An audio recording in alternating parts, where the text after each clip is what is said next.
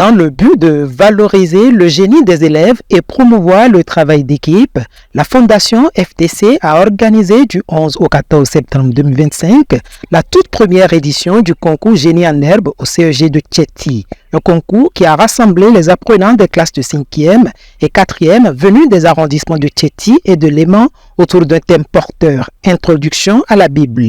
Le coordonnateur du projet, Michael Ayena, a expliqué les objectifs de cette initiative et réaffirmé son engagement à poursuivre le travail déjà entamé avec la jeunesse. La Fondation FDC a organisé ce concours Génie en herbe au CEG de Thiety cette année dans le but de réveiller les consciences, dans le but de réveiller le génie qui dort en nos enfants, le génie dont nos enfants disposent, mais qui ne sont pas valorisés.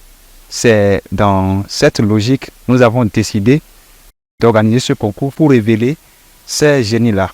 En dehors de ça, amener les enfants à travailler en équipe. Et si, tel que vous venez de le constater tout à l'heure, les élèves ont travaillé, nous avons décidé de suivre dans la logique une équipe. On est composé de 8 équipes au début, où les 2 finalistes ont compétit tout à l'heure et nous avons vu l'équipe qui a remporté le trophée. Donc, amener les enfants à travailler, à collaborer ensemble, à vivre ensemble, surtout que nous sommes dans la rentrée scolaire, ça va permettre aux enfants d'apprendre à vivre ensemble. Nous sommes à la première édition au CEG de Thiety cette année et nous envisageons continuer dans cette même dynamique, travailler avec les enfants, travailler avec la jeunesse, amener la jeunesse à comprendre le sens de la vie et le développement. De son côté, le président de la Fondation, Dr Adrien Dogo, n'a pas manqué de remercier les parents pour la confiance placée en cette œuvre éducative. Merci pour le sacrifice d'avoir laissé les enfants, parce qu'on a vu beaucoup de parents qui étaient vraiment surpris. Nous remercions aussi pour avoir accepté de laisser nos enfants venir nous écouter durant 2 journées entières.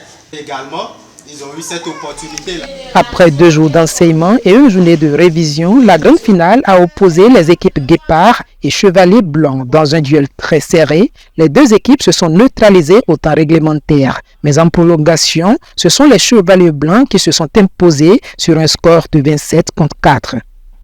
Quel était le nom du Bénin avant Guépard.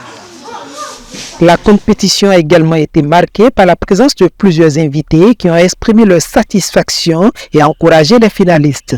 Je pense que c'est une réussite et je vous encourage puisque nous avons vraiment besoin de ces initiatives chez nous pour développer vraiment l'intelligence, pour révéler les talents que nous avons dans notre localité. Si vous avez perdu aujourd'hui, cela ne veut pas dire que vous avez perdu pour toujours. L'avenir vous réserve encore le meilleur. Et vous, les gagnants, vous n'avez pas encore gagné. C'est maintenant le début. Vous allez donc persévérer, continuer pour remporter toujours les prix. Pas seulement ici, mais à l'au-delà même de Thiety. Au total, plus de 40 enfants ont pris part à ce concours. Chacun d'eux est reparti avec des lots composés de fournitures scolaires, de quoi bien préparer la rentrée.